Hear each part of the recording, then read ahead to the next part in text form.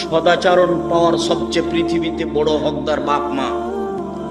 বাপ মায়ের সাথে ঝগড়াঝাঁটি ঝামেলা আছে, কথাই ঠিক। এরপরেও বাপ মা আমার ভালো আচরণ সবচেয়ে বেশি পাবে, কথাও ঠিক। কোনোদিন বাপ মায়ের মুখের উপরে রাগ করে কিছু বলে কিছু সফলতা আনার চেষ্টা করিয়েন না। বইয়ের যখন টাকা পয়সা সবকিছু নেওয়া হয়ে যাবে, তখন আপনাকে ছেড়ে চলে যাবে, তবে আপনার বাপ আপনাকে ছেড়ে যাবে না।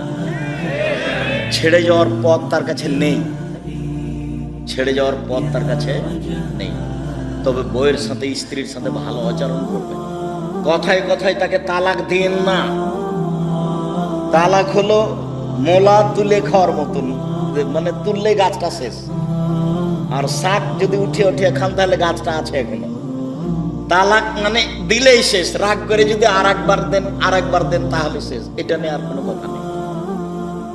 কাজেই যেটাই হোক, হইচই যাই হোক, তালাক দিবেন না, সদাচরণ করেন।